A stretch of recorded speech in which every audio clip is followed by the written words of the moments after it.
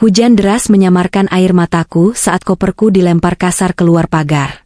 Suamiku memilih gundiknya yang sedang hamil dan mengusirku bak sampah tak berguna. Ia tak tahu, di balik diamku tersimpan badai yang akan menghancurkan keangkuhannya dalam sepekan. Roda nasib berputar lebih cepat dari dugaannya. Sebelum drama pembalasan dendam ini dimulai, silakan tulis di kolom komentar dari daerah mana saja teman-teman yang menonton cerita ini. Jangan lupa like dan subscribe agar channel ini bisa semakin berkembang dan bisa mempersembahkan cerita yang lebih menarik lagi.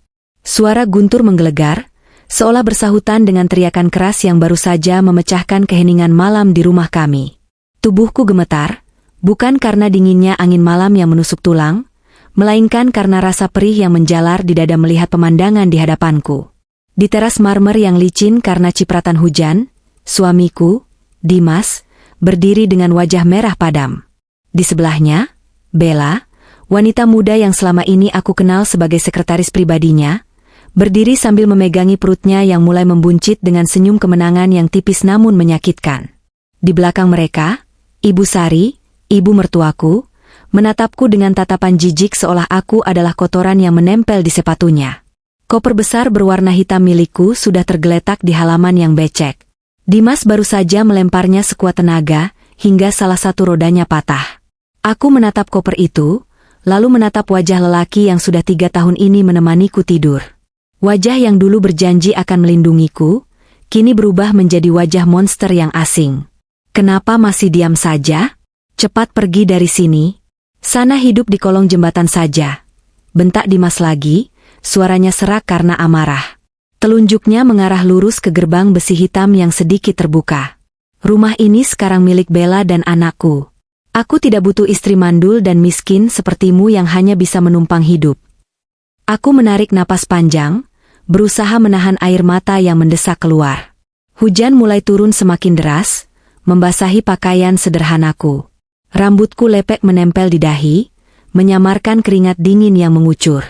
Aku ingin berteriak, ingin memaki, ingin mengatakan bahwa rumah mewah yang ia banggakan ini, pilar-pilar kokoh yang menopang atapnya, bahkan mobil mewah yang terparkir di garasi, semuanya dibeli dengan uangku.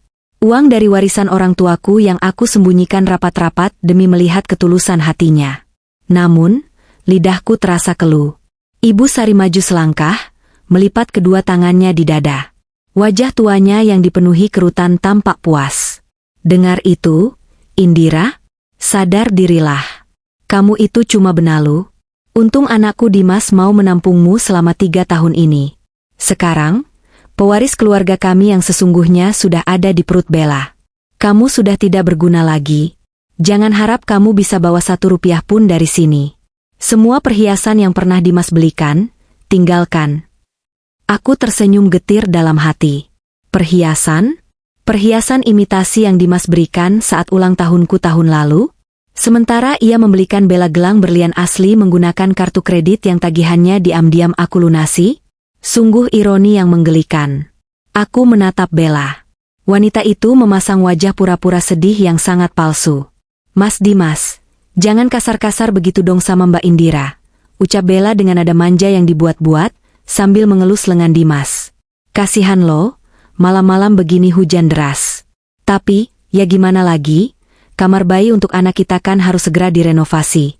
Kalau Mbak Indira masih di sini, nanti hawanya negatif terus. Dengarkan. Dimas menepis tanganku yang sempat ingin meraih ujung bajunya, gerakan refleks yang bodoh. Bella saja yang jadi korban masih bisa kasihan sama kamu. Sudah, jangan banyak drama. Angkat kakimu sekarang atau aku panggil satpam komplek untuk menyeretmu. Aku memandang mereka bertiga satu persatu. Merekam wajah-wajah itu dalam ingatanku. Wajah sombong Dimas, wajah licik Bella, dan wajah tamak Ibu Sari. Selama ini aku diam. Selama ini aku mengalah. Aku menyamar menjadi wanita sederhana, yatim piatu yang tidak punya apa-apa, hanya untuk mencari cinta sejati. Aku ingin dicintai sebagai Indira, bukan sebagai Indira Saraswati, pewaris tunggal grup Saraswati yang menguasai properti dan pertambangan di negeri ini. Dan malam ini, aku mendapatkan jawabannya. Ketulusan itu tidak pernah ada. Tanpa mengucapkan sepatah kata pun, aku berbalik. Aku berjalan perlahan menuju koperku yang tergeletak di lumpur. Hujan semakin deras, memukuli punggungku yang ringkih. Aku menyeret koper itu dengan sisa tenaga yang ada. Roda koper yang patah berbunyi krak-krak yang menyedihkan saat bergesekan dengan aspal, menjadi satu-satunya musik pengiring kepergianku. "Jangan pernah kembali lagi," teriak Ibu Sari dari kejauhan. "Dasar wanita pembawa sial." Pintu gerbang tertutup di belakangku dengan suara dentuman keras. Aku berdiri di trotoar yang sepi dan gelap. Lampu jalan berkedip-kedip suram. Tubuhku basah kuyup, menggigil kedinginan. Namun, anehnya, saat gerbang itu tertutup, rasa sakit di dadaku perlahan menghilang, berganti dengan kekosongan yang dingin dan tajam. Aku bukan lagi istri Dimas. Aku bebas. Aku merogoh saku celanaku yang basah, mengeluarkan sebuah ponsel pintar yang berbeda dengan ponsel butut yang biasa kulihatkan pada Dimas. Ponsel ini adalah ponsel kerjaku, jalur komunikasiku dengan dunia nyataku yang sebenarnya. Layarnya menyala, menampilkan notifikasi yang menumpuk. Aku mengabaikan semuanya dan menekan satu nomor panggilan cepat. "Jemput saya. Sekarang." "Lokasi biasa," ucapku singkat, nadaku datar tanpa emosi. "Baik, Nona muda." 5 menit lagi saya sampai, suara bariton di ujung sana menjawab dengan sigap. Aku menutup telepon dan berdiri tegak. Aku tidak lagi membungkuk seperti wanita yang ketakutan. Aku menyeka air hujan di wajahku, menyingkirkan rambut basah ke belakang telinga. Mataku menatap lurus ke depan, ke arah jalanan yang kosong. Tak lama kemudian, sorot lampu putih yang terang membelah kegelapan malam. Sebuah mobil limousine hitam panjang meluncur perlahan dan berhenti tepat di hadapanku. Seorang pria paruh baya berseragam rapi keluar dengan payung besar di tangan. Ia berlari kecil menghampiriku, wajahnya tanpa khawatir melihat keadaanku yang basah kuyup. "Ya Tuhan, Nona Indira," ucapnya sambil memayungiku. "Maafkan saya terlambat. Kenapa Nona tidak menunggu di tempat yang teduh?" "Tidak apa-apa, Pak Surya," jawabku dingin. "Buka bagasi. Masukkan koper ini. Lalu buang ke tempat pembuangan sampah terdekat. Aku tidak butuh barang-barang sampah dari rumah itu." Pak Surya tampak terkejut, namun ia segera mengangguk patuh. Ia mengambil koper butut itu dan memasukkannya ke bagasi. Lalu ia membukakan pintu penumpang untukku. Hawa hangat dari penghangat ruangan mobil langsung menyapa kulitku. Interior kulit mewah, aroma parfum mahal, dan segelas sampanye yang tersedia di meja lipat menyambutku kembali ke dunia asliku. Aku duduk dan menyandarkan punggungku. Mobil mulai berjalan mulus meninggalkan komplek perumahan itu.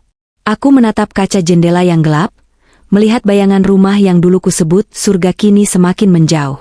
"Kita kemana, Nona?" "Ke kediaman utama atau apartemen?" tanya Pak Surya sopan. "Ke penthouse," jawabku. "Dan hubungi Rangga. Katakan padanya untuk menyiapkan berkas-berkas itu. Kita mulai permainannya besok pagi." Aku menatap layar ponselku lagi.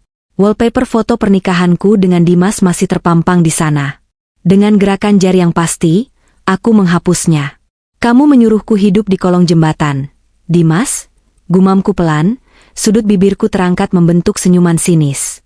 "Sayangnya, jembatan pun tak sudi menampungmu nanti. Nikmati malam terakhirmu sebagai tuan rumah, karena sebentar lagi, kau akan tahu siapa sebenarnya yang kau usir malam ini." Cahaya lampu kota Jakarta dari lantai 45 penthouseku terlihat seperti hamparan berlian yang berserakan. Aku berdiri di depan jendela kaca besar, mengenakan jubah mandi sutra yang lembut, memegang gelas berisi air hangat. Tubuhku sudah bersih dari lumpur dan air hujan, tapi kotoran dari kenangan masa lalu masih melekat di benakku. Pikiranku melayang mundur, menembus lorong waktu ke 3 tahun yang lalu, ke masa di mana kebodohan atas nama cinta itu bermula. Saat itu, aku bertemu Dimas di sebuah pameran seni sederhana. Dia tampil rapi, sopan, dan penuh percaya diri. Dia memperkenalkan dirinya sebagai perintis usaha startup teknologi yang sedang berkembang. Caranya berbicara begitu meyakinkan, matanya berbinar saat menceritakan mimpi-mimpinya tentang masa depan. Aku, yang saat itu lelah dengan kepalsuan pria-pria kaya yang hanya mendekatiku karena nama besar mendiang ayahku, merasa menemukan oase. Aku memperkenalkan diri hanya sebagai Indira, seorang staf administrasi biasa di sebuah perpustakaan kota. Aku ingin dicintai apa adanya, bukan karena angka 0 di rekening bankku. Kami menikah 6 bulan kemudian. Pernikahan yang sederhana, sesuai permintaanku, atau lebih tepatnya, sesuai skenario kemiskinan yang kubuat. Ibu Sari, sejak hari pertama, sudah menunjukkan ketidaksukaannya. Cuma segini mas kawin yang dia minta? Perempuan ini pasti tidak punya harga diri. Atau memang dia sadar kalau dia tidak pantas dihargai mahal? Cibir Ibu Sari di hari pernikahan kami, cukup keras untuk kudengar saat aku sedang memperbaiki riasan di kamar pengantin. Dimas hanya tertawa kecil saat itu, menenangkan ibunya. Sudahlah Bu, yang penting dia penurut dan bisa mengurus rumah. Kita tidak perlu keluar uang banyak untuk pembantu, kan? Kalimat itu seharusnya menjadi tanda bahaya bagiku. Tapi saat itu, cinta telah membutakan logikaku. Aku menganggap itu hanya candaan. Betapa bodohnya aku. 1 bulan setelah menikah, topeng Dimas mulai retak. Malam itu, aku menemukan dia duduk di meja makan dengan wajah pucat pasi. Tangannya gemetar memegang selembar kertas. "Kenapa, Mas?" tanyaku khawatir. Dimas menatapku dengan mata merah. Aku ditipu rekan bisnis, Indira. Uang investor dibawa kabur. Sekarang aku dikejar-kejar orang. Kalau aku tidak bayar 500 juta dalam minggu ini, mereka akan membunuhku." Jantungku mencelos. 500 juta rupiah adalah jumlah yang mustahil bagi Indira si pegawai perpustakaan, tapi jumlah yang sangat kecil bagi Indira Saraswati. Aku melihat ketakutan yang nyata di mata Dimas. Malam itu, dia menangis di pangkuanku, memohon ampun, mengatakan dia gagal menjadi suami yang baik. Hatiku luluh. Aku tidak tega melihat pria yang kucintai hancur. Keesokan harinya, aku melakukan tindakan yang menjadi awal dari segala kehancuranku. Aku pergi ke bank, mencairkan dana dari rekening rahasia yang tidak pernah diketahui Dimas. Aku mengarang cerita bahwa aku mendapat warisan tanah dari kerabat jauh di desa yang baru saja terjual. "Ini, Mas, pakai uang ini untuk melunasi utangmu," kataku sambil menyerahkan amplop coklat tebal. Mata Dimas terbelalak. Dia memelukku erat, menciumiku bertubi-tubi. "Kamu penyelamatku, Indira. Aku janji, aku akan bekerja keras. Aku akan ganti uang ini berlipat ganda. Kamu istri terbaik di dunia." Aku mempercayainya. Aku percaya bahwa itu adalah musibah murni. Tapi, kebenaran itu pahit. Beberapa bulan kemudian, saat sedang membersihkan ruang kerjanya, aku menemukan sebuah buku catatan kecil terselip di balik laci yang macet. Itu bukan catatan bisnis. Itu adalah catatan transaksi judi bola online dan togel. Tanggal-tanggal kekalahan besarnya cocok persis dengan tanggal dia mengaku ditipu rekan bisnis. Duniaku runtuh seketika. Dimas bukan pengusaha yang gagal, dia adalah penjudian pecandu. Uang 500 juta yang kuberikan, ludes di meja judi dalam waktu 2 bulan. Dan dia tidak berhenti. Dia semakin berani karena merasa selalu ada dana talangan dariku. Dia mulai memanipulasiku lagi dan lagi. "Bisnisku butuh suntikan modal," katanya. "Ada proyek besar tapi butuh dana awal," katanya. Dan aku, istri yang bodoh ini, terus memberinya uang lewat berbagai cara halus, berharap dia akan sadar dan berubah. Total hampir 3 miliar rupiah uang pribadiku mengalir ke kantongnya selama 2 tahun pertama pernikahan kami. Uang itu dia gunakan untuk membeli gaya hidup palsunya. Mobil mewah, atas nama dia, jam tangan branded, setelan jas mahal. Semua agar dia terlihat sukses di depan teman-temannya. Sementara aku tetap memakai baju-baju pasar dan naik angkutan umum, menjaga sandiwara bahwa kami sedang berjuang bersama. Lalu datanglah Bella. 6 bulan lalu, Dimas mengenalkannya sebagai sekretaris baru yang kompeten. Dia lulusan terbaik, gajinya murah, kata Dimas. Awalnya aku tidak curiga. Sampai aku mulai menemukan bukti-bukti kecil yang menyakitkan. Struk pembayaran makan malam di restoran bintang 5 untuk 2 orang saat Dimas bilang sedang lembur di kantor. Tagihan kartu kredit, yang aku bayar tagihannya, berisi pembelian tas branded wanita yang tidak pernah sampai ke tanganku.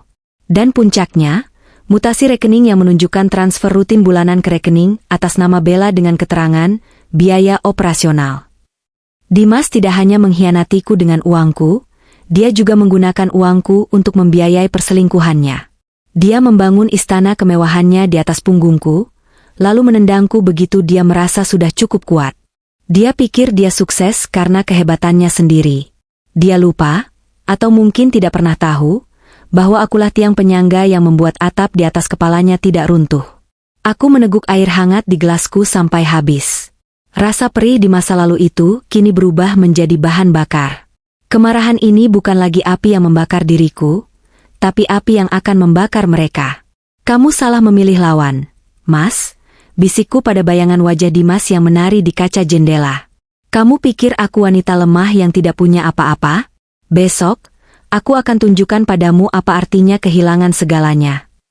Aku berbalik dari jendela, melangkah menuju meja kerja di sudut ruangan. Di sana, sebuah laptop sudah menyala, menampilkan data-data yang baru saja dikirimkan oleh tim investigasiku. Folder demi folder. Bukti transfer judi, bukti booking hotel dengan Bella, dan yang paling fatal, bukti pemalsuan tanda tanganku yang dia lakukan bulan lalu untuk menjaminkan sertifikat rumah, yang sebenarnya sudah aku beli diam-diam dari pemilik aslinya dan diatasnamakan dia agar dia senang, kerentenir ilegal. Dia pikir dia pintar. Tapi dia meninggalkan jejak di mana-mana. Dan jejak-jejak ini adalah peluru yang akan kutembakkan satu persatu tepat ke jantung kehidupannya. Malam ini aku akan tidur nyenyak di kasur empuku. Sementara dia, biarkan dia menikmati kemenangan semuanya malam ini. Karena besok, permainan yang sesungguhnya baru akan dimulai. Keheningan rumah ini selalu terasa mencekam, bahkan di siang hari bolong. Itu adalah kejadian 1 bulan yang lalu, sebuah hari yang takkan pernah kulupakan karena di sanalah Tuhan membuka tabir busuk yang selama ini tertutup rapi.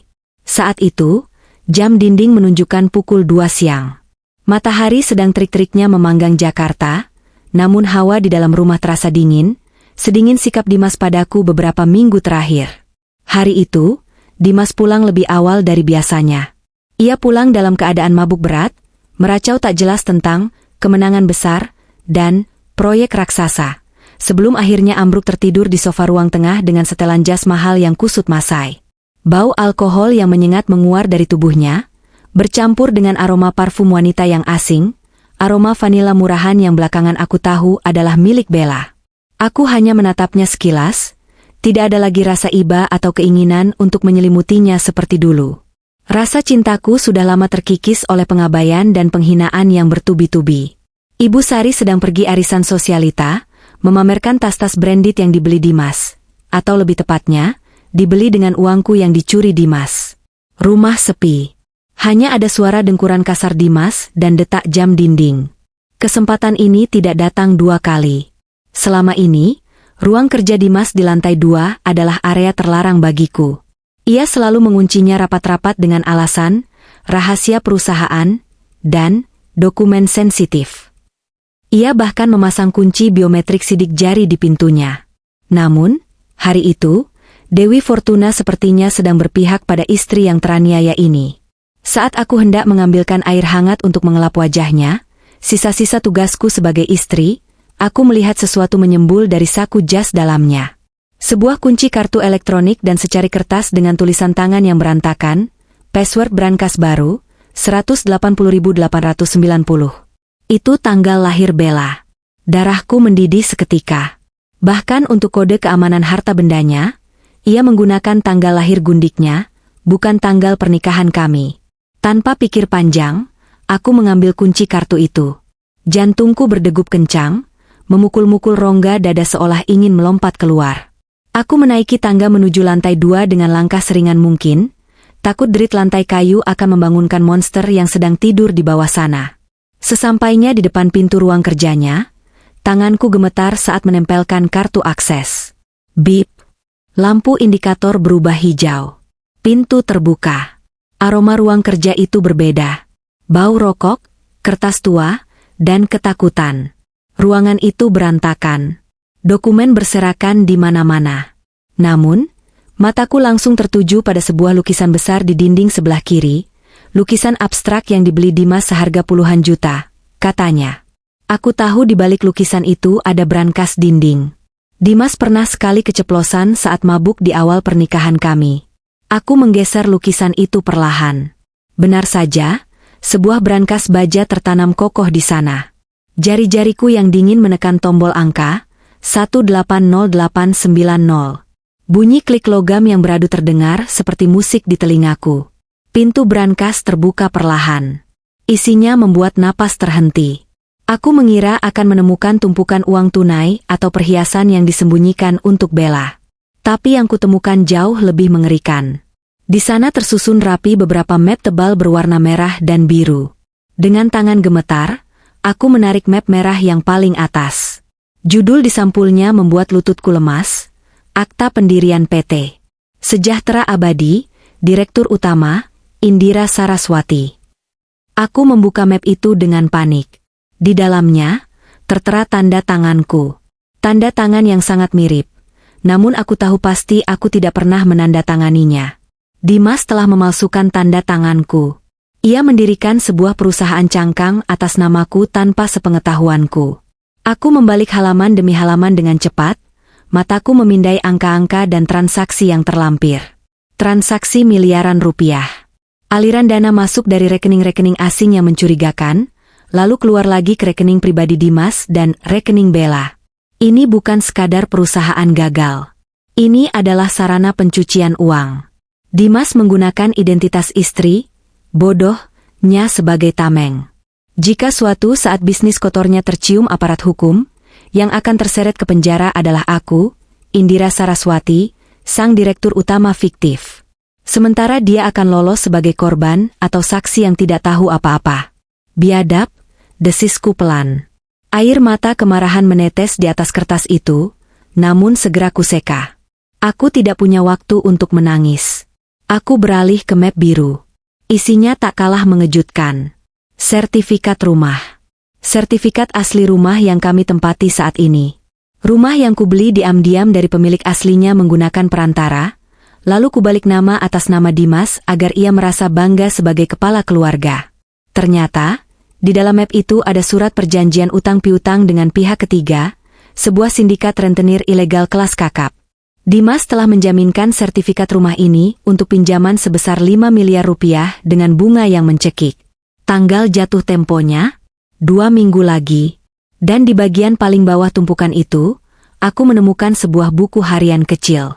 Bukan buku harian puitis, melainkan catatan, dosa. Di sana, Dimas mencatat dengan rinci setiap suap yang ia berikan kepada pejabat pembuat komitmen untuk memenangkan tender proyek fiktif. Ia juga mencatat rencana busuknya, setelah dana cair bulan depan, ceraikan Indira. Buat skenario dia selingkuh atau gila. Usir dia. Aset aman di tangan Bella. Kakiku tak kuat lagi menopang tubuh. Aku merosot duduk di lantai dingin ruang kerja itu. Seluruh tubuhku menggigil. Selama ini aku berpikir dia hanya lelaki yang lemah iman, lelaki yang tergoda wanita lain dan judi. Ternyata aku salah besar. Aku sedang tidur dengan ular berbisa. Dimas bukan hanya suami yang buruk. Dia adalah kriminal yang berencana menumbalkanku demi kebebasannya sendiri. Dia telah merencanakan kehancuranku secara sistematis, menggunakan namaku untuk kejahatannya, dan berencana membuangku begitu aku tidak lagi berguna, atau saat polisi mulai mengendus jejaknya. Rasa takut yang sempat muncul seketika berubah menjadi tekad yang membaja. Aku tidak boleh menjadi korban. Aku tidak boleh membiarkan dia menang. Jika dia ingin bermain api, aku akan membakar seluruh ladangnya. Aku bangkit berdiri. Waktuku tidak banyak. Aku harus mengamankan semua bukti ini. Aku tidak bisa membawa dokumen aslinya, karena Dimas pasti akan curiga jika brankasnya kosong. Aku berlari kecil keluar ruangan, menuju kamarku, mengambil ponsel pintarku, ponsel canggih yang selalu kusembunyikan di dasar lemari pakaian. Aku kembali ke ruang kerja dan mulai memotret setiap lembar dokumen itu. Halaman demi halaman. Pasal demi pasal. Tanda tangan demi tanda tangan. Kualitas kameraku sangat tajam, mampu menangkap setiap detail tinta dan stempel basah.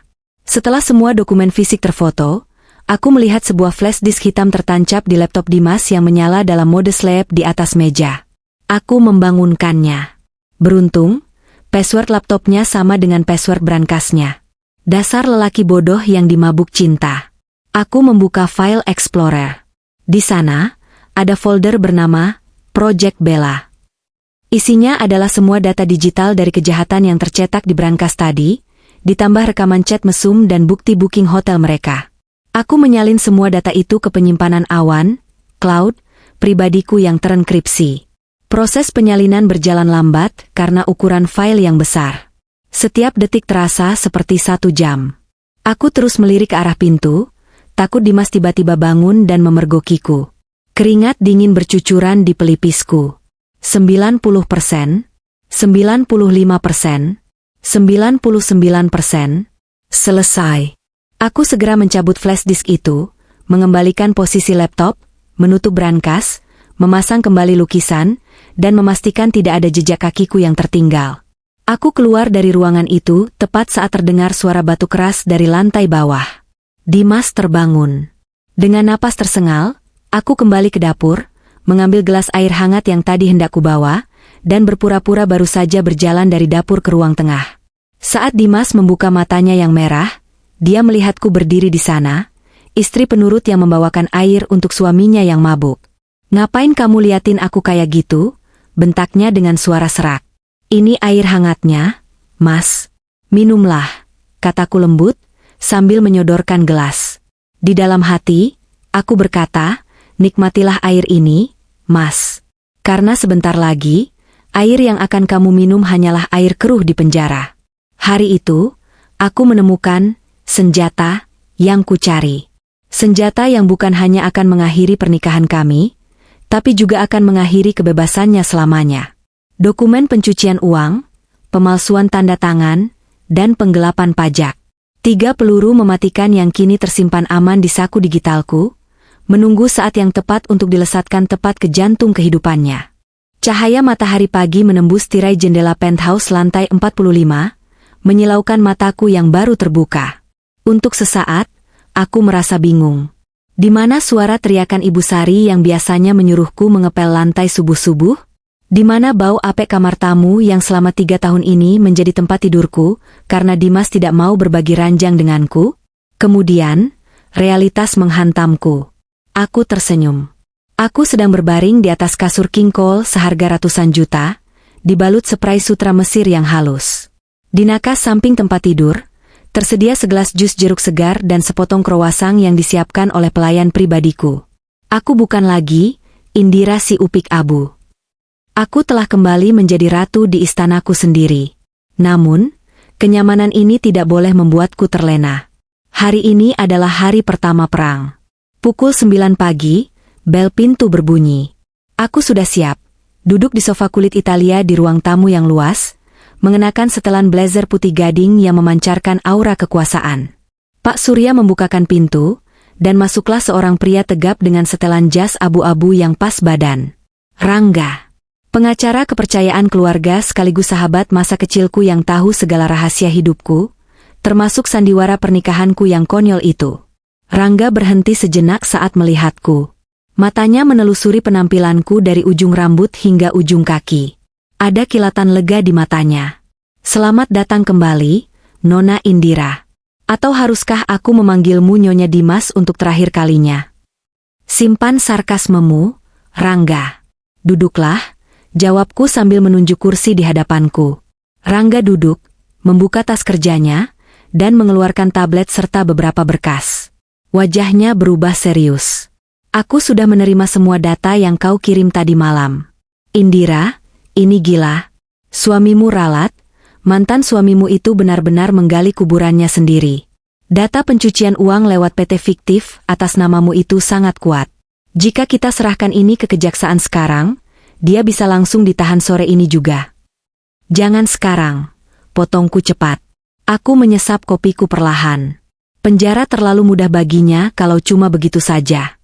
Aku ingin dia merasakan prosesnya. Aku ingin dia merasakan ketakutan, kebingungan, dan keputusasaan sebelum palu hakim diketuk. Rangga mengangguk paham. "Baiklah. Sesuai instruksi, rencana B. Apa langkah pertamamu?" Aku meletakkan cangkir kopi dengan bunyi denting halus yang tegas. "Pertama, putus semua aliran darahnya. Kamu sudah melacak semua aset yang dia klaim sebagai miliknya. Sudah, Rangga menggeser tabletnya ke arahku. Layar itu menampilkan grafik keuangan Dimas yang menyedihkan. Hampir 90% aset likuidnya berasal dari dana hantu yang kau suntikan lewat perusahaan investasimu. Mobil-mobil mewah, deposito, bahkan uang belanja bulanannya.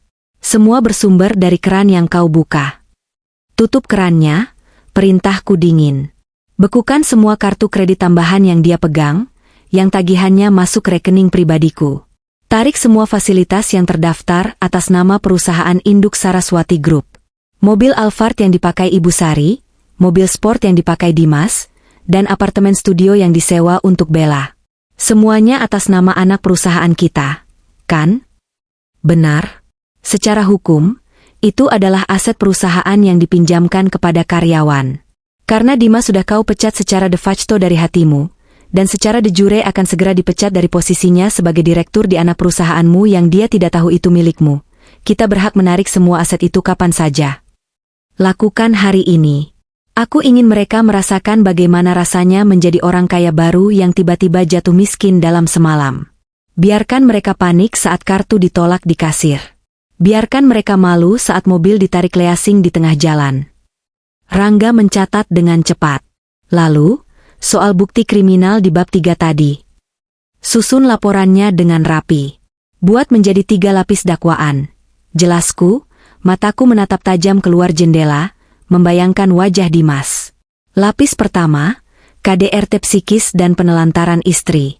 Ini untuk memancing perhatian publik dan tetangga. Lapis kedua, pemalsuan dokumen negara dan penipuan. Ini untuk menghancurkan kredibilitas bisnisnya. Lapis ketiga, dan ini yang paling mematikan, tindak pidana pencucian uang, TPPU. Ini yang akan membuatnya membusuk di sel isolasi. Kejam, komentar Rangga, namun ada senyum kagum di bibirnya. Tapi dia pantas mendapatkannya. Bagaimana dengan wanita itu? Bella?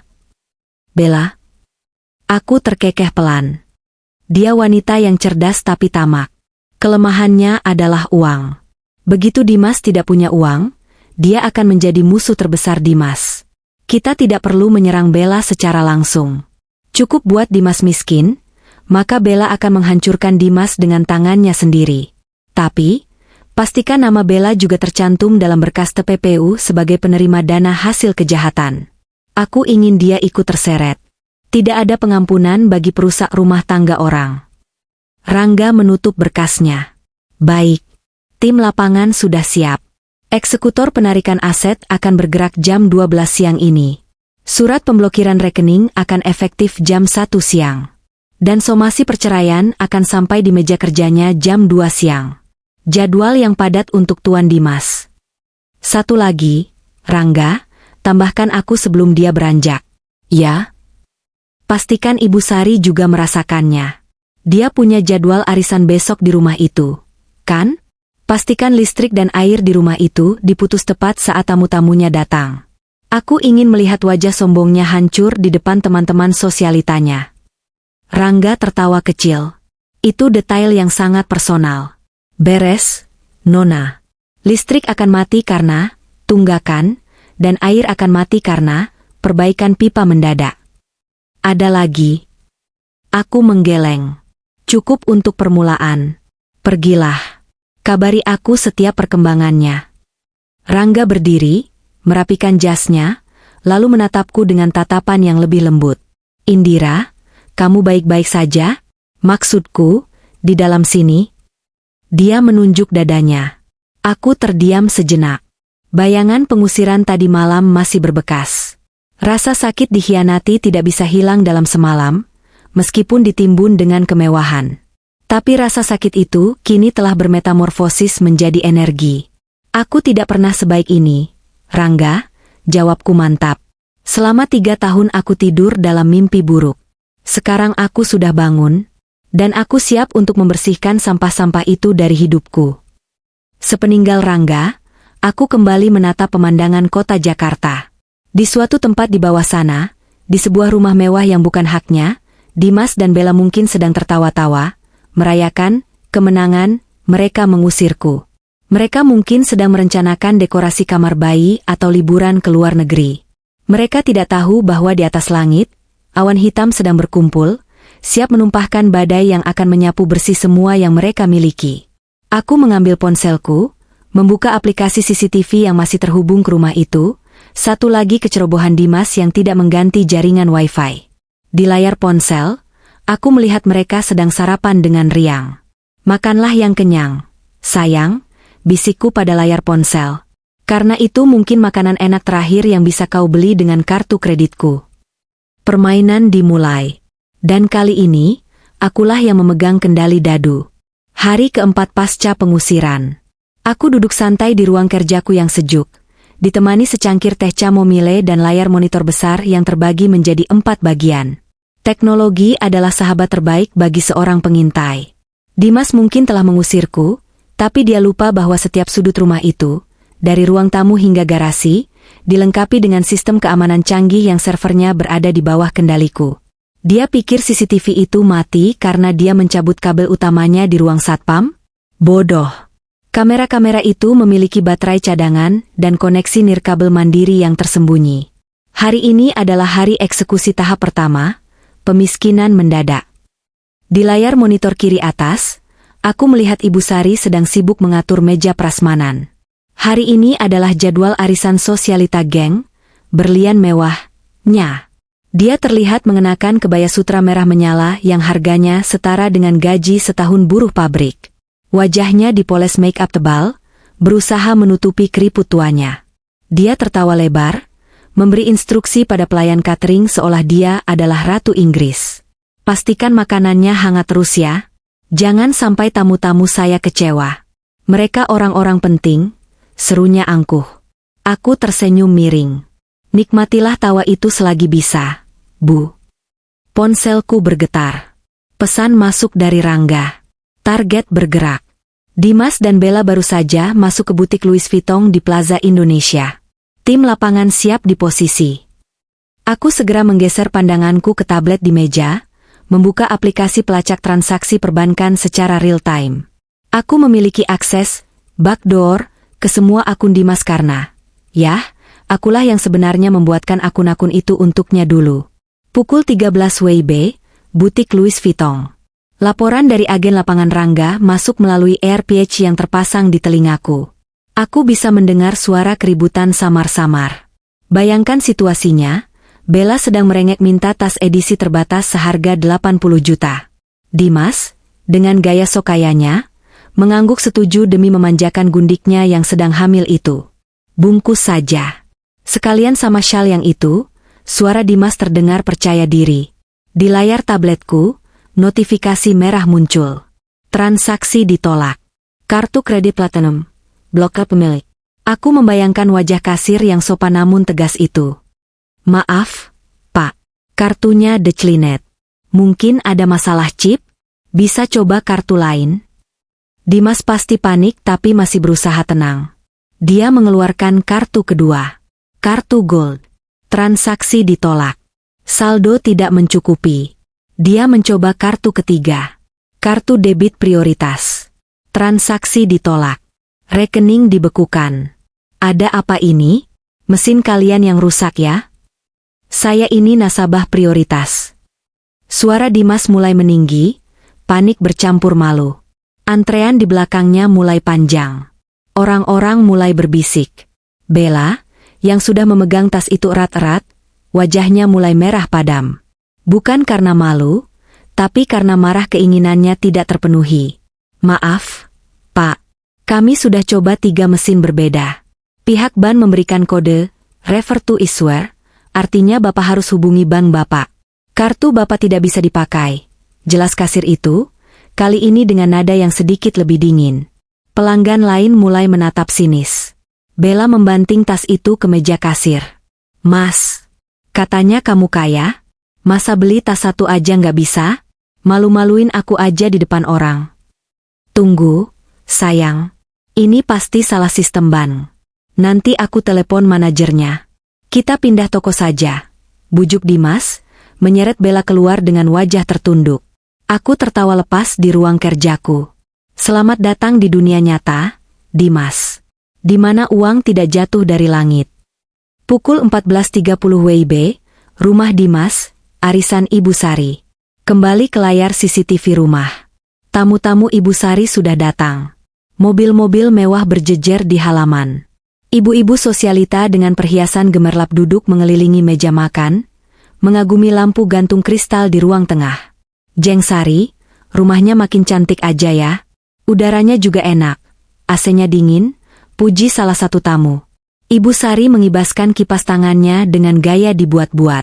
Ah, biasa saja Jeng. Ini kan berkat anak saya, Dimas, yang bisnisnya makin sukses. Oh ya, menantu saya yang baru, Bella, juga sedang hamil. Jadi rezekinya makin lancar. Beda sama yang dulu, pembawa sial. Darahku sedikit mendidih mendengar namaku disebut dengan hinaan itu. Aku menekan tombol di aplikasi Smartome di tabletku. Tombol virtual bertuliskan, Mindbreaker, off. Klik. Dalam sekejap, layar CCTV berubah menjadi mode night vision, hitam putih, karena lampu di rumah itu padam total. Di audio, terdengar jeritan kaget ibu-ibu arisan. Loh, kok mati lampu? Aduh, gelap banget. Jeng Sari, gimana sih? Katanya orang kaya kok listriknya jepret. Ibu Sari terdengar panik. Tunggu sebentar. Pasti cuma korslet biasa. Biar saya panggil pembantu. Tapi ini bukan korslet biasa. Ini pemutusan daya dari pusat. AC mati seketika. Jakarta siang itu sedang panas-panasnya, suhu mencapai 34 derajat Celcius. Dalam hitungan menit, rumah mewah yang tertutup rapat itu berubah menjadi oven raksasa. Keringat mulai melunturkan bedak tebal ibu-ibu sosialita itu. Belum cukup sampai di situ. Aku menekan tombol kedua, water pump, off. Seorang tamu terdengar berteriak dari arah kamar mandi tamu. Jeng Sari, airnya mati. Saya lagi di toilet nih, gimana ceboknya? Kekacauan sempurna. Ibu Sari berlarian ke sana kemari mencari lilin, tapi tentu saja tidak ada yang siap. Tamu-tamu mulai tidak nyaman. Panas, gelap, bau keringat, dan insiden toilet. Satu persatu mereka pamit dengan alasan yang dibuat-buat. Aduh Jeng, saya lupa ada janji dokter. Saya juga, cucu saya nangis di rumah. Dalam waktu 15 menit, rumah itu kosong. Arisan bubar tanpa hasil. Makanan catering basi karena panas. Ibu Sari terduduk lemas di sofa dalam kegelapan, menangis histeris karena malu. Reputasinya sebagai nyonya besar hancur dalam sekejap. Pukul 16 WIB, halaman parkir mal. Dimas dan Bella berjalan gontai menuju parkiran valet. Mereka gagal belanja, gagal makan siang, karena kartu juga ditolak di restoran, dan sekarang hanya ingin pulang. Saat petugas valet membawakan kunci mobil Alphard putih mereka, tiba-tiba sebuah mobil derek besar memblokir jalan keluar. 3 orang berbadan tegap turun. Itu tim eksekusi leasing yang disewa Rangga. Selamat sore. Dengan Bapak Dimas? Tanya ketua tim itu tegas. Iya, saya sendiri. Kenapa kalian menghalangi jalan saya? Minggir. Bentak Dimas, mencoba menutupi rasa takutnya dengan kemarahan. Mohon maaf, Pak. Kami mendapat perintah penarikan unit. Mobil ini tercatat atas nama PT Saraswati Indo Group. Kami mendapat laporan bahwa kendaraan ini digunakan oleh pihak yang tidak berwenang dan perusahaan pemilik aset telah membatalkan hak pakai Bapak per hari ini. Jelas orang itu sambil menunjukkan surat tugas. Apa? Sembarangan. Ini mobil saya. Saya direkturnya. Dimas berteriak. Maaf Pak, menurut data pusat, Bapak sudah diberhentikan dari jajaran direksi sejak pagi tadi. Dan ini adalah mobil operasional kantor, bukan mobil pribadi. Silakan serahkan kuncinya, atau kami panggil polisi atas tuduhan penggelapan aset. Dimas ternganga. Wajahnya pucat pasi, seputih kertas. Bella menjerit histeris di sebelahnya. Mas, apa-apaan ini? Tadi kartu nggak bisa, sekarang mobil ditarik? Kita pulang naik apa? Naik ojek? Aku lagi hamil, Mas. Orang-orang di lobi mal mulai menonton drama gratis itu. Beberapa merekam dengan ponsel. Dimas yang tidak punya pilihan lain, dan takut mendengar kata, polisi, akhirnya melempar kunci itu ke tanah dengan kasar. Ambil rongsokan itu. Saya bisa beli 10 yang baru besok. Teriaknya, sebuah kebohongan yang bahkan dia sendiri tidak percayai. Aku melihat rekaman kejadian itu yang dikirimkan Rangga 5 menit kemudian. Melihat Dimas dan Bella berdiri di pinggir jalan raya, menunggu taksi online di tengah debu Jakarta, dengan wajah lusuh dan penuh kekalahan. Sore itu, di penthouseku, aku menikmati matahari terbenam dengan perasaan yang sulit dijelaskan. Ada kepuasan, tentu saja. Tapi ada juga rasa hampa. Ternyata menghancurkan mereka semudah ini. Mereka hanyalah parasit yang menempel pada inang. Begitu inangnya melawan, mereka mati kelaparan. Ini baru permulaan, Dimas, gumamku. Mentalmu sudah hancur. Besok, aku akan hancurkan sisa harga dirimu dengan fakta. 2 hari kemudian, suasana di rumah Dimas sudah seperti neraka dunia. Dari pantauan CCTV, aku melihat perubahan drastis pada penghuninya. Tidak ada lagi tawa, tidak ada lagi kemesraan. Listrik masih mati karena mereka tidak punya uang tunai untuk membayar denda penyambungan. Semua rekening Dimas sudah kubekukan dengan alasan investigasi aktivitas mencurigakan. Mereka hidup dengan lilin dan air galon sisa. Ibu Sari hanya berdiam diri di kamar, meratapi nasibnya yang dipermalukan teman-teman arisannya. Bella terus-menerus memaki Dimas, menuntut fasilitas yang layak untuk bayi dalam kandungannya. Dan Dimas? Dia tampak seperti mayat hidup. Mondar-mandir di ruang tamu, menelepon sana-sini, mencoba mencari pinjaman, tapi tidak ada satupun teman yang mengangkat teleponnya. Kabar tentang kebangkrutannya sudah menyebar lebih cepat dari virus. Saatnya mengirimkan hadiah utama. Aku meminta Rangga mengirimkan seorang kurir khusus. Bukan kurir paket biasa, tapi seorang staf hukum firma kami yang berpakaian rapi. Dia membawa sebuah kotak hitam elegan dengan pita merah. Kotak yang terlihat mewah, namun isinya adalah vonis kematian bagi ego Dimas. Siang itu, bel pintu rumah mereka berbunyi. Dimas yang membukanya dengan wajah kusut, berharap itu adalah bantuan atau mungkin keajaiban. Paket untuk Bapak Dimas Pradana, kata kurir itu sopan, menyerahkan kotak itu lalu segera pergi tanpa menunggu tip. Dimas membawa kotak itu ke ruang tengah. Bella dan Ibu Sari keluar dari kamar, penasaran. Apa itu, Mas? Uang? Perhiasan? Atau surat dari investor? Tanya Bella penuh harap. Matanya berbinar melihat kotak mewah itu. Semoga ini kabar baik. Aku sudah tidak tahan hidup gelap-gelapan begini, keluh Ibu Sari. Dengan tangan gemetar, Dimas membuka pita merah itu. Dia mengangkat tutup kotaknya. Tidak ada uang, tidak ada emas. Hanya tumpukan kertas dokumen dan sebuah flash disk. Dimas mengambil kertas paling atas. Itu adalah rekening koran konsolidasi. Matanya membelalak. Mulutnya terbuka tapi tak ada suara yang keluar. Kenapa, Mas? Berapa isinya? Desak Bella, merebut kertas itu. Bella membaca angka yang tertera di baris paling bawah, saldo akhir, 0 rupiah. Dan ada catatan kaki bertinta merah, disita oleh bank atas dugaan tindak pidana pencucian uang dan penipuan investasi. 0, jerit Bella. Maksudnya apa ini 0? Uang miliaran kamu kemana, Mas? Dimas mengabaikan teriakan Bella. Dia mengambil dokumen kedua.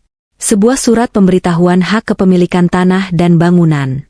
Di sana tertulis dengan jelas, pemilik sah sertifikat hak milik nomor 1029 Jaksel, Indira Saraswati.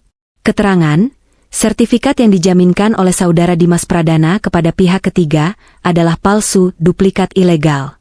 Tangan Dimas mulai gemetar hebat. Kertas itu jatuh ke lantai. Dia mundur terhuyung-huyung sampai menabrak dinding. Wajahnya yang pucat kini berubah menjadi abu-abu ketakutan. Tidak mungkin, bisiknya parau.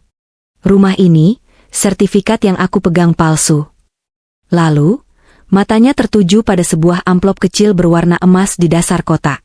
Di depannya tertulis, untuk suamiku tersayang. Dimas merobek amplop itu dengan kasar. Di dalamnya ada selembar foto dan surat singkat. Foto itu adalah foto wisuda sarjanaku 10 tahun lalu. Aku mengenakan toga, berdiri di samping mendiang ayahku, seorang taipan properti terkenal. Di latar belakang, terpampang spanduk besar, "Selamat Wisuda Indira Saraswati, Putri Tunggal CEO Saraswati Group." Dimas menatap foto itu seolah melihat hantu. Dia mengenali wajah ayahku. Siapa yang tidak kenal? Wajah itu sering muncul di majalah bisnis. Dan di sebelahnya adalah aku, istrinya yang selama ini ia hina sebagai si miskin dan pembantu. Dia membaca surat singkat yang kutulis dengan tulisan tangan yang indah. "Halo, Mas Dimas. Kaget? Jangan dulu. Simpan kagetmu untuk nanti. Selama 3 tahun ini, kau bertanya-tanya siapa investor misterius berinisial IS yang selalu menyelamatkan perusahaan bodongmu saat kau kalah judi? Itu aku, Indira Saraswati. Kau bertanya-tanya kenapa aku diam saja saat kau selingkuh? Karena aku sedang mengumpulkan bukti. Lihatlah flash disk di kotak itu. Isinya adalah data lengkap pencucian uangmu, pemalsuan tanda tanganku, dan penggelapan pajak yang kau lakukan. Kau mengusirku dari rumahku sendiri, Mas. Kau bilang aku harus hidup di kolong jembatan? Lucu sekali. Karena saat kau membaca surat ini, pengacara-pengacaraku sedang dalam perjalanan ke kantor polisi untuk menyerahkan bukti-bukti itu. Nikmatilah hari terakhirmu sebagai orang bebas. Tertanda, istrimu yang miskin. Bohong. Teriakan Dimas begitu keras, hingga memecahkan keheningan rumah itu. Dia membanting kotak itu ke lantai. Ini pasti bohong. Indira itu cuma yatim piatu miskin. Dia nggak mungkin punya uang sebanyak itu. Dia menipuku. Ibu Sari memungut foto itu. Tangannya gemetar. Dia mengenali logo Universitas Luar Negeri di toga itu. Dimas, ini bapaknya yang punya mal besar di pusat kota itu. Kan? Ya Tuhan, jadi selama ini, menantu yang ibu hina itu. Ibu Sari jatuh terduduk. Wajahnya pucat pasi. Dia baru sadar bahwa dia telah membuang berlian demi memungut batu kali. Bella, yang sedari tadi dia mencerna situasi, tiba-tiba tertawa. Tawa yang sumbang dan histeris. Jadi, Bella menatap Dimas dengan tatapan nyalang penuh kebencian. Jadi selama ini kamu miskin? Semua uang itu dari istrimu? Mobil, rumah, tas semuanya punya istrimu. Dimas menatap Bella, berharap ada dukungan. Bella, dengar dulu. Jangan sentuh aku, jerit Bella sambil menepis tangan Dimas. Dasar penipu. Kamu bilang kamu pengusaha sukses. Ternyata kamu cuma parasit. Kamu bohongin aku.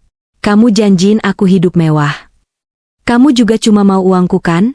Balas Dimas berteriak, stresnya memuncak. Sekarang kita sama-sama susah. Harusnya kamu dukung aku. Dukung? Dukung penjahat? Bella berlari ke kamar, mengambil koper besarnya.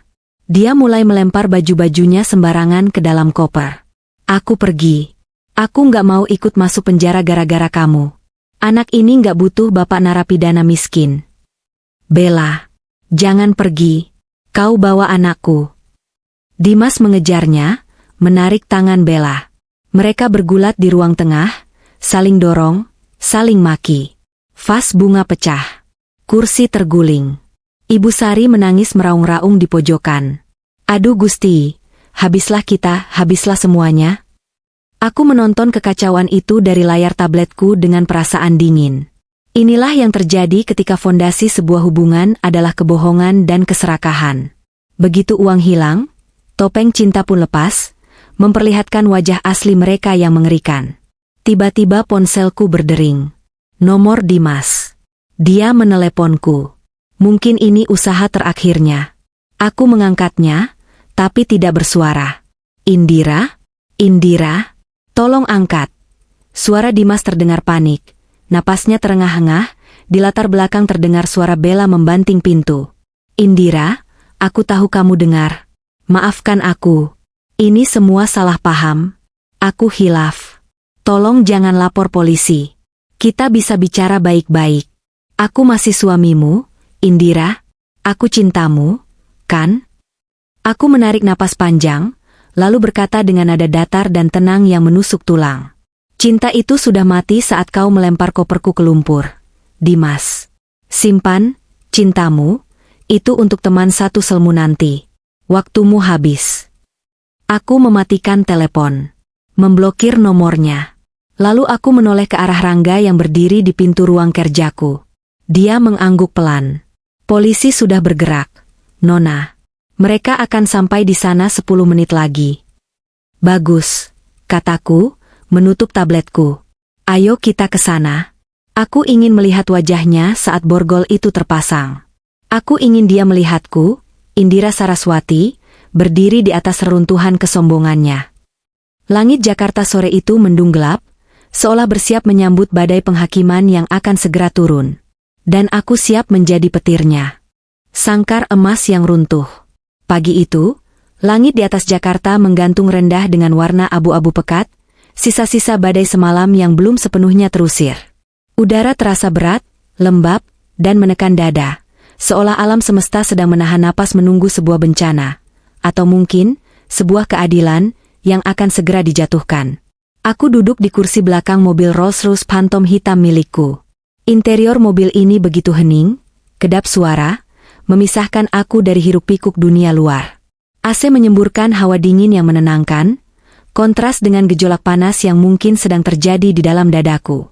Namun, anehnya, aku tidak merasa gugup. 3 tahun aku hidup dalam kepura-puraan, menahan diri, menelan ludah setiap kali dihina, dan membiarkan harga diriku diinjak-injak oleh sepatu-sepatu kotor mereka. Hari ini, semua itu akan berakhir. Hari ini, aku bukan lagi Indira si istri penurut. Hari ini, aku adalah hakim, jaksa, dan algojo bagi masa lalu mereka. Di sampingku, Rangga duduk dengan postur tegap, memeriksa kembali berkas-berkas di tabletnya. Cahaya biru dari layar memantul di wajahnya yang serius. Semua unit sudah di posisi. Nona, suara Rangga memecah keheningan, tenang namun mengandung urgensi. Pak Arfan dan tim khususnya sudah memblokir akses keluar utama dan jalan tikus di belakang komplek. Tidak ada celah bagi tikus untuk melarikan diri. Aku menoleh, menatap Rangga sejenak, lalu mengalihkan pandangan keluar jendela kaca film yang gelap. Kami parkir sekitar 100 meter dari gerbang rumah itu. Rumah bernomor 18 yang dulu kusebut, neraka, tempat di mana aku tidur beralaskan karpet tipis di kamar tamu sementara suamiku bercinta dengan gundiknya di kamar utama. Bagus, jawabku, suaraku terdengar asing di telingaku sendiri. Dingin, datar, tanpa emosi. Pastikan tidak ada kesalahan prosedur. Aku tidak ingin mereka lolos karena celah hukum sekecil lubang jarum. Tenang saja. Bukti pencucian uang, pemalsuan dokumen negara, dan penggelapan pajak yang kau kumpulkan itu lebih dari cukup untuk mengubur mereka hidup-hidup. Ditambah lagi, laporan dari bank soal kredit macet fiktif. Dimas tamat, Indira. Aku mengangguk pelan. Aku merapikan gaun hitam elegan rancangan Bian yang kukenakan. Gaun ini sederhana namun memancarkan aura intimidasi yang kuat. Di kakiku, sepatu hak tinggi Christian Louboutin dengan sol merah khasnya siap untuk menghentak aspal. Aku bukan datang untuk bertamu. Aku datang untuk menyaksikan eksekusi. Jam di tanganku menunjukkan pukul 7 waktu Indonesia Barat. Waktu yang sempurna. Saat di mana komplek perumahan kelas menengah ini mulai menggeliat. Ibu-ibu mulai menyiram tanaman, asisten rumah tangga mulai menyapu halaman, dan bapak-bapak memanaskan mobil. Mereka adalah saksi mata yang sempurna. Aku ingin aib Dimas bukan hanya menjadi catatan kepolisian, tapi menjadi legenda urban di lingkungan ini. Jalankan, perintahku singkat. Rangga mengetik pesan singkat di ponselnya. Detik berikutnya, keheningan pagi yang damai itu robek seketika. Dari ujung jalan utama, terdengar raungan sirene yang memekakan telinga. Bukan hanya satu, tapi 5 mobil patroli dan 1 truk taktis polisi melaju beriringan dengan kecepatan tinggi. Lampu rotator biru dan merah berputar liar, memantul di dinding-dinding rumah warga, menciptakan nuansa diskotek horor di pagi buta. Mobil-mobil itu mengerem mendadak tepat di depan pagar rumah Dimas, menciptakan suara decit ban yang menyilukan. Debu beterbangan. Pasukan berseragam lengkap dengan rompi anti peluru dan senjata laras panjang, melompat turun dengan gerakan taktis yang terlatih. Polisi, jangan bergerak. Teriakan salah satu komandan regu menggelegar lewat pengeras suara. Aku melihat dari kejauhan, tetangga-tetangga mulai berhamburan keluar. Bu RT yang sedang menyapu langsung melempar sapunya. Pak Asep, tetangga depan rumah yang terkenal kepo, berlari keluar hanya dengan memakai sarung. Kerumunan mulai terbentuk dalam hitungan detik. Wajah-wajah bingung, takut, namun penasaran mendominasi pemandangan. Ponselku berdering. Nama, suamiku, berkedip di layar. Sebuah ironi terakhir yang sengaja tidak kuhapus. Aku membiarkannya berdering 3 kali sebelum mengangkatnya. Halo, sapaku dengan nada yang dibuat sesejuk mungkin. Indira? Indira, jawab aku. Suara Dimas di ujung sana terdengar pecah, histeris, seperti binatang yang terperangkap dalam jerat pemburu. Napasnya memburu kasar, diselingi suara barang jatuh dan jeritan wanita di latar belakang. Kenapa ada banyak polisi di sini? Mereka mengepung rumah. Mereka mendobrak pagar. Apa yang terjadi? Kau lakukan apa? Aku tersenyum tipis, menatap kuku-kukuku yang terawat rapi. Apa yang terjadi? Sepertinya tamu undanganmu sudah datang. Mas, bukankah kau suka pesta? 3 tahun lalu kau berpesta di atas penderitaanku. Sekarang, nikmatilah pestamu sendiri. Indira, jangan gila. Dimas berteriak, suaranya bercampur isak tangis ketakutan. Aku suamimu. Kita bisa bicara baik-baik. Jangan libatkan polisi. Tolong hentikan mereka. Mereka bawa senjata, Indira. Mereka mau mendobrak pintu. Bicara baik-baik. Aku tertawa kecil, tawa yang kering. Masih ingat seminggu lalu, Mas? Saat aku memohon bicara baik-baik di bawah hujan deras, dan kau menjawabnya dengan melempar koperku ke lumpur? Kau bilang, pergi dari sini, hidup di kolong jembatan. Nah, sekarang aku sudah pergi, dan giliranmu yang diusir. Indira, tolong, aku minta maaf. Aku hilaf. Aku akan ceraikan Bella. Aku akan usir dia sekarang juga. Aku akan sujud di kakimu. Hentikan polisi ini. Terlambat, Mas. Sayangnya, polisi tidak menerima pembayaran dengan maaf. Mereka lebih suka bukti transaksi pencucian uang yang kau simpan di brankas itu. Hening sejenak. Hanya terdengar suara napas Dimas yang tercekat. Kau tahu soal brankas itu? Bisiknya horor. Keluar sekarang, Dimas. Hadapi konsekuensinya seperti laki-laki. Atau kau mau mereka menyeretmu keluar seperti maling ayam? Aku mematikan sambungan telepon. Di depan sana, aku melihat pintu utama rumah itu terbuka. Namun bukan karena dibuka sukarela, melainkan karena didobrak oleh tim taktis. Suara brak keras terdengar hingga ke dalam mobilku. Beberapa saat kemudian, pemandangan yang kunanti-nantikan itu terjadi. Dimas diseret keluar oleh 2 petugas berbadan tegap.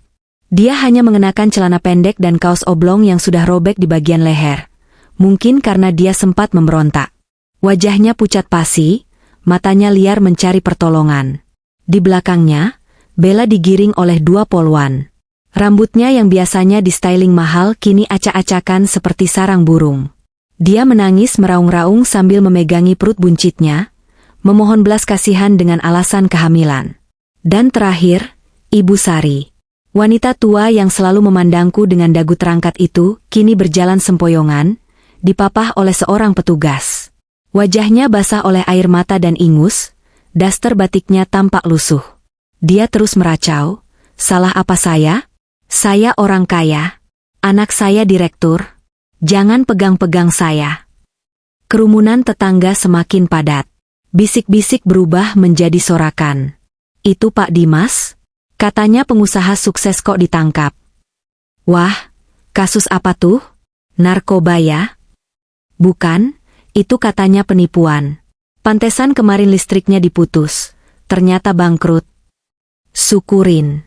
Sombong banget sih keluarganya. Dulu istrinya yang baik itu diusir, sekarang kualat. Mobilku mulai bergerak perlahan, membelah kerumunan. Sopirku, Pak Surya, membunyikan klakson pelan. Kerumunan menoleh. Mereka terdiam melihat Rolls-Royce mengkilap itu berhenti tepat di depan garis polisi. Pintu penumpang belakang terbuka otomatis. Aku melangkah keluar. Suasana hening seketika. Semua mata tertuju padaku. Angin pagi menerpa wajahku, menerbangkan sedikit ujung rambutku. Aku berdiri tegak, memandang lurus ke arah teras rumah di mana Dimas, Bella, dan Ibu Sari sedang dikumpulkan. Dimas, yang sedang berlutut dengan tangan di belakang kepala, mendongak. Matanya membelalak saat melihatku. Rahangnya jatuh. Dia menatapku seolah melihat hantu yang bangkit dari kubur dengan mengenakan pakaian haute couture. Indira, suaranya tercekat, nyaris tak terdengar. Ibu Sari menghentikan tangisannya. Matanya yang sembab menyapu penampilanku dari atas ke bawah. Dia mengenali tas Hermes Birkin di tanganku, tas yang sering dia impikan dan sering dia lihat di majalah sosialita. Dia menatap mobil di belakangku, lalu menatapku lagi dengan tatapan tak percaya. Otaknya yang lamban sedang berusaha keras menyatukan kepingan puzzle bahwa menantu yang dia sebut, gembel, dan pembantu, selama ini ternyata adalah pemilik kemewahan yang tak pernah bisa dia bayangkan. Aku berjalan mendekat, melewati pita kuning polisi. Pak Arfan, kepala operasi, memberi hormat padaku. Sebuah gestur kecil yang dilihat oleh semua orang, menegaskan siapa pemegang kekuasaan di sini. Selamat pagi, Mas Dimas, Ibu, Bella, sapaku ramah, namun nadaku sedingin es kutub. Bagaimana kabarnya? Sepertinya pagi ini agak ramai ya. Kamu. Dimas mencoba berdiri tapi ditahan oleh petugas. Semua ini, mobil ini, pakaian ini, punya siapa? Kamu jual diri ya setelah pergi dari sini? Bahkan di saat terakhirnya, dia masih mencoba merendahkanku. Sungguh menyedihkan. Rangga maju selangkah, membuka jasnya sedikit, memperlihatkan identitas pengacaranya. Jaga mulut Anda, Tuan Dimas. Anda sedang berbicara dengan Nona Indira Saraswati, pemilik tunggal Saraswati Group, perusahaan induk yang selama ini Anda kira investor bodoh yang memodali bisnis fiktif Anda. Bagai disambar petir di siang bolong, wajah Dimas berubah dari pucat menjadi abu-abu. Tubuhnya lemas seketika. Saraswati Group, gumamnya. Investor IS. IS itu? Indira Saraswati? Bingo, jawabku sambil tersenyum miring. Selama 3 tahun, kau makan dari uangku, kau bergaya dengan uangku, dan kau berselingkuh pun memakai uangku. Aku yang memberimu makan, Dimas. Dan sekarang, aku juga yang akan memberimu pelajaran. Bella tiba-tiba menjerit, menunjuk wajahku dengan jari gemetar. Dasar penipu. Kamu menjebak kami. Kamu pura-pura miskin biar bisa ngetawain kami kan? Kamu wanita jahat. Kamu punya uang segitu banyak tapi pelit sama suami sendiri. Kalau kamu bilang dari awal kamu kaya, Mas Dimas gak akan cari wanita lain. Logika yang luar biasa bengkok. Aku menatap Bella dengan tatapan iba. Bella, kau pikir Dimas mencintaimu? Tanyaku lembut. Dia mencintaimu karena dia pikir aku miskin dan kau adalah aset baru. Tapi lihat sekarang, begitu dia tahu aku kaya raya, lihat matanya. Aku menunjuk Dimas yang kini menatapku dengan tatapan penuh penyesalan, atau lebih tepatnya, penyesalan karena telah membuang tambang emas. Mas. Bella menatap Dimas, berharap pembelaan. Tapi Dimas tidak mempedulikan Bella. Dia merangkak maju, mengabaikan seruan polisi, berusaha menggapai ujung gaunku. Indira, sayang. Dimas menangis, air matanya bercampur ingus. Maafkan aku bodoh. Aku tertipu setan. Aku masih mencintaimu, Endir. Sumpah, aku tidak pernah cinta sama Bella, dia cuma pelarian. Kita mulai lagi ya. Kamu kaya, aku punya kemampuan bisnis, kita bisa jadi pasangan hebat. Jangan penjarakan suamimu sendiri, Endir. Apa kata orang nanti? Cukup, teriak Bella histeris. Dia memukul punggung Dimas. Bangsat kamu Mas. Kamu bilang kamu cinta mati sama aku. Kamu bilang istrimu itu mandul dan jelek. Sekarang kamu ngemis-ngemis sama dia karena uang? Dasar laki-laki sampah. Mereka mulai berkelahi. Saling pukul, saling cakar, saling meludah di hadapan polisi dan tetangga. Sebuah tontonan yang sangat memalukan. Tetangga-tetangga tertawa, menyoraki mereka, merekam kejadian itu dengan ponsel masing-masing. Drama banget. Mampus lo berdua. Dasar pasangan penipu. Sementara itu, Ibu Sari melakukan hal yang lebih dramatis. Dia merangkak ke arahku, bersujud mencium sepatuku. Tangannya yang keriput memegang kakiku erat-erat. Indira, menantuku yang paling cantik, paling baik, ratapnya. Ibu hilaf, nak, ibu sudah tua, jangan dimasukkan ke hati omongan ibu dulu. Ibu kan yang ngajarin Dimas baca doa, ibu yang ngerawat dia. Jangan biarkan ibu diusir, nak. Ibu mau tinggal sama kamu di rumah gedongan itu ya? Ibu janji bakal jadi pembantu kamu. Ibu masakin kamu tiap hari ya? Tolong, nak, kita kan keluarga. Aku menatap puncak kepala Ibu Sari. Hatinya begitu mudah berubah arah sesuai arah angin uang berhembus. Perlahan, aku menarik kakiku dari cengkeramannya. Aku membungkuk sedikit, mendekatkan wajahku ke wajahnya. Keluarga, Bu, bisikku. Ingat tidak, seminggu yang lalu, saat ibu bilang, jangan harap bawa 1 rupiah pun, dasar wanita pembawa sial? Saat itu saya juga keluarga ibu. Tapi ibu membuang saya karena mengira saya miskin. Sekarang, saat ibu tahu saya kaya, tiba-tiba kita jadi keluarga lagi. Aku menegakkan tubuh, menatapnya dengan tatapan baja. Maaf, Bu. Panti sosial mungkin menerima orang miskin, tapi rumah saya tidak menerima pengkhianat. Nikmati masa tua ibu dengan hasil didikan ibu sendiri. Aku memberi isyarat pada Pak Arfan. Bawa mereka, Pak. Saya sudah muak melihat wajah-wajah ini. Siap, Bu. Polisi langsung bertindak tegas. Mereka menarik paksa Dimas yang masih meronta-ronta memanggil namaku. Mereka memborgol Bella yang menjerit-jerit histeris. Dan mereka memapah Ibu Sari yang pingsan karena syok. Saat Dimas digiring melewati aku untuk dimasukkan ke mobil tahanan, dia berhenti sejenak. Matanya merah, bengkak, dan penuh keputusasaan. Kau menghancurkan hidupku, Indira, desisnya penuh kebencian. Tidak, Dimas, jawabku tenang. Kau menghancurkan hidupmu sendiri saat kau menandatangani dokumen palsu itu. Kau menghancurkan hidupmu sendiri saat kau memilih berselingkuh. Aku hanya merapikan sisa-sisanya. Pintu mobil polisi ditutup. Bam! Suara itu adalah penutup babak kehidupanku yang kelam. Mobil-mobil patroli itu mulai bergerak pergi, membawa serta sampah masa laluku. Sirene kembali dinyalakan, kali ini terdengar seperti lagu kemenangan. Aku berdiri di sana, di tengah jalan, sementara tetangga-tetangga mulai bertepuk tangan. Awalnya 1 orang, lalu 2, lalu semuanya. Mereka bertepuk tangan bukan karena aku kaya, tapi karena mereka melihat keadilan ditegakkan. Aku menarik napas panjang, menghirup udara pagi yang kini terasa jauh lebih segar. Bau hujan sudah hilang, digantikan oleh aroma kebebasan. Ayo pulang, Rangga, ajakku sambil berbalik menuju mobilku. Aku ingin sarapan bubur ayam. Tiba-tiba aku lapar sekali. Rangga tersenyum, membukakan pintu untukku. Pilihan yang bagus, Nona. Bubur ayam ternak di Jakarta, on me.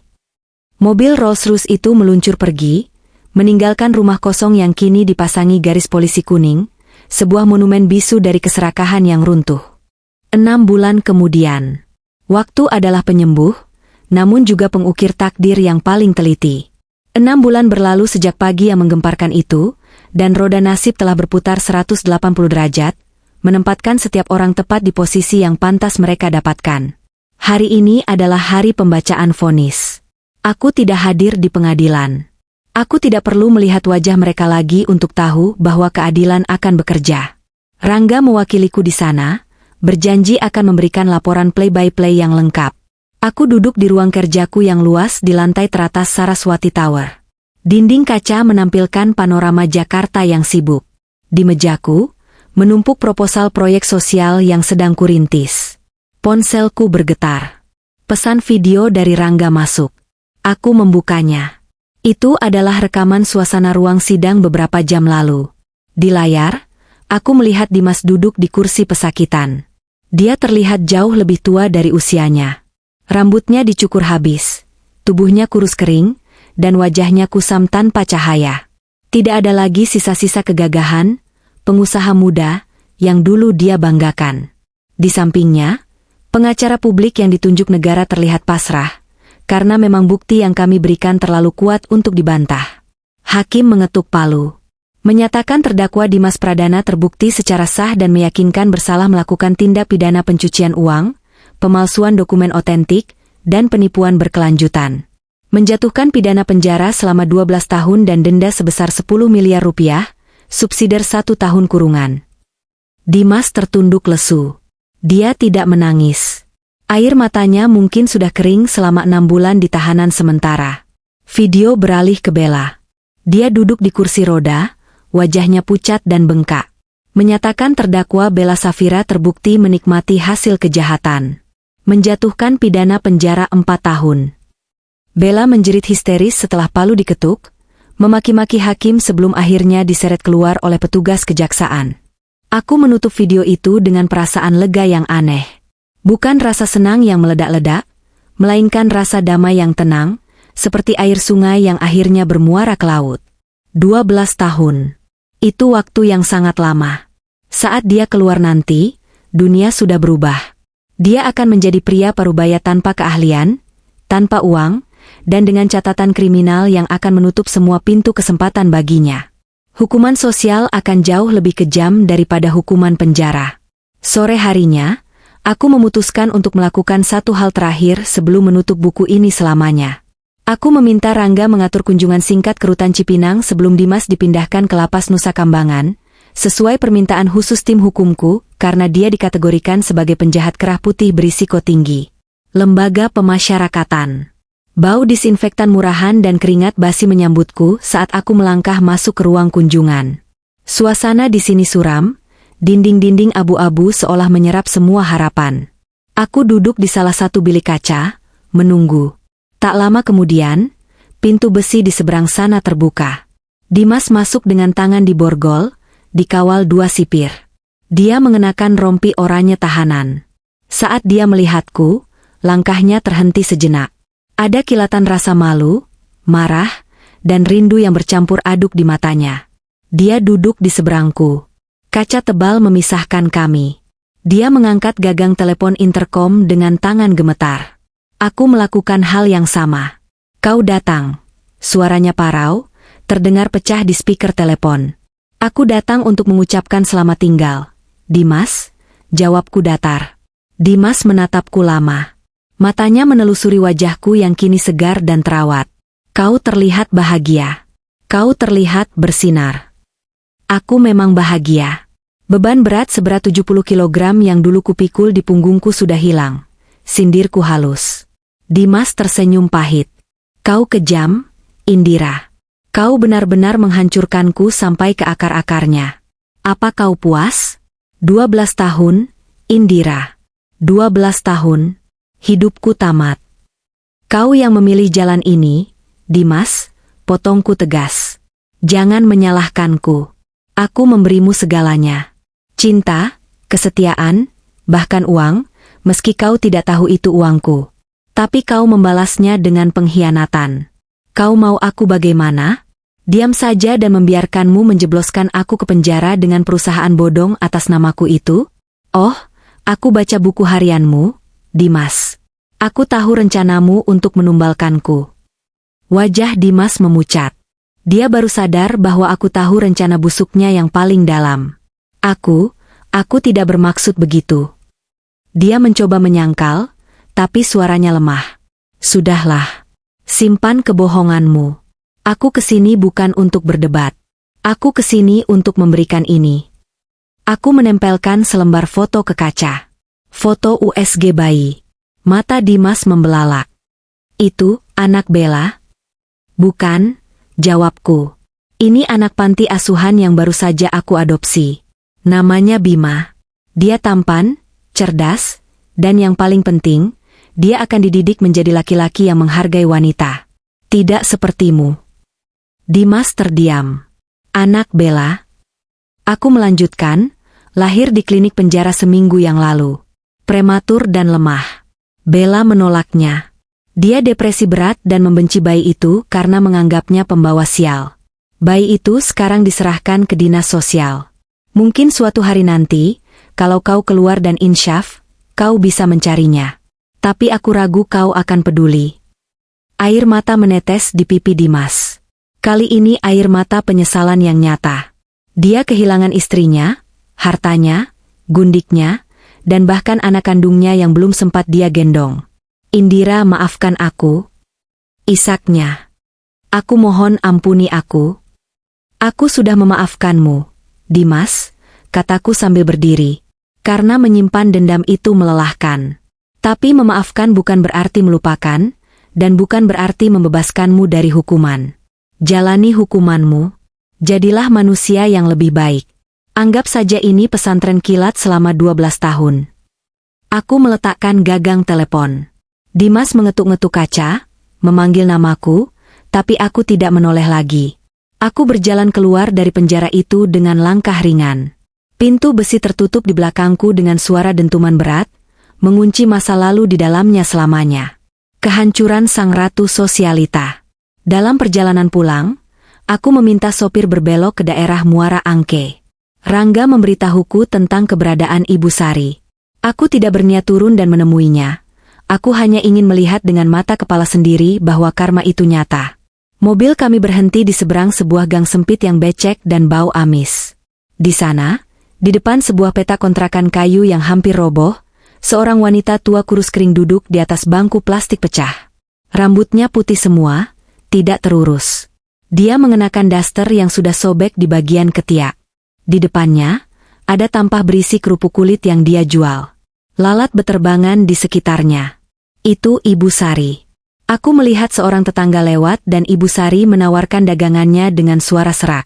Beli kerupuknya, Bu. Buat makan. Ah, kerupuknya melempem, Bu Sari. Nggak enak. Bentak tetangga itu lalu meludah. Ibu Sari hanya tertunduk lesu. Dia mengambil sepotong kerupuk sisa dan memakannya sendiri dengan lahap, seolah sudah berhari-hari tidak makan. Pemandangan itu menyedihkan. Dulu, wanita ini membuang rendang buatanku karena katanya, kurang pedas. Dulu, dia menghina piring di rumahku yang kurang mengkilap. Sekarang, dia makan sisa dagangan di pinggir selokan.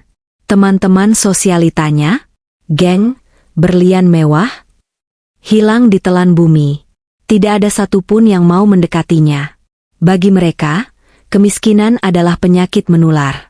Ibu Sari kini merasakan sendiri bagaimana rasanya dibuang oleh lingkungan yang memuja materi. Mau turun, Nona? Tanya Pak Surya pelan. Tidak, jawabku.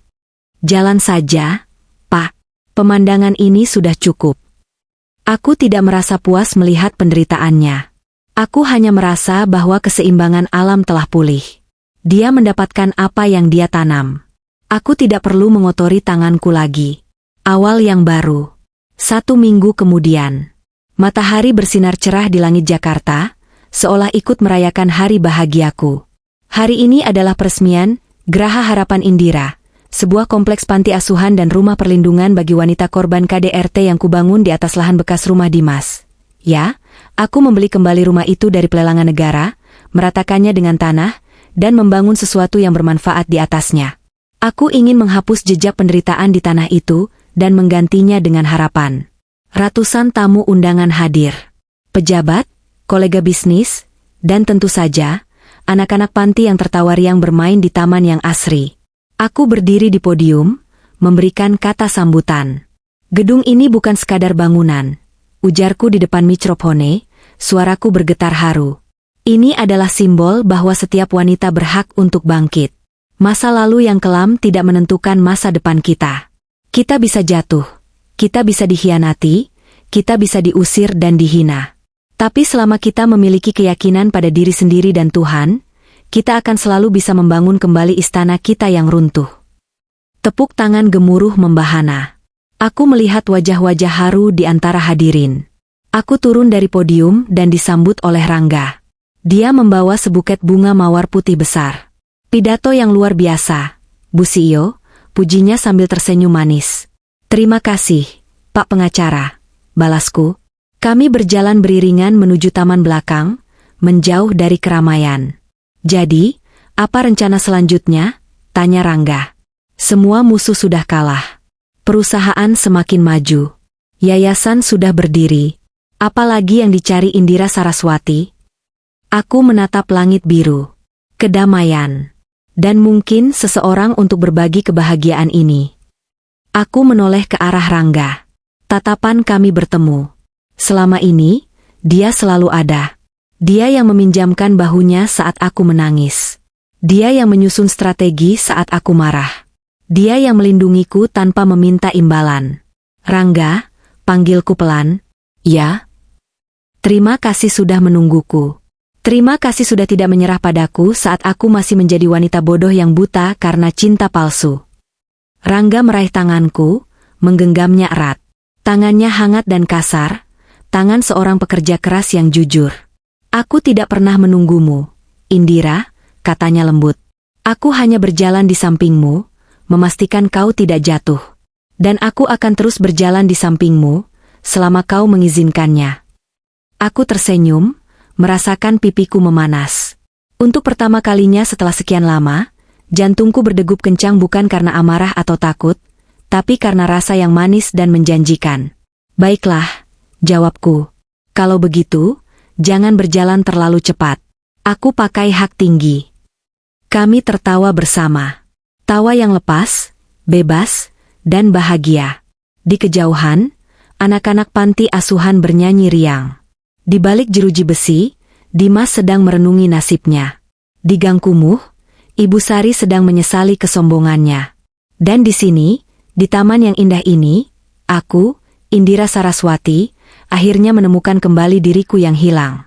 Badai telah berlalu, dan matahari tidak pernah bersinar seindah ini.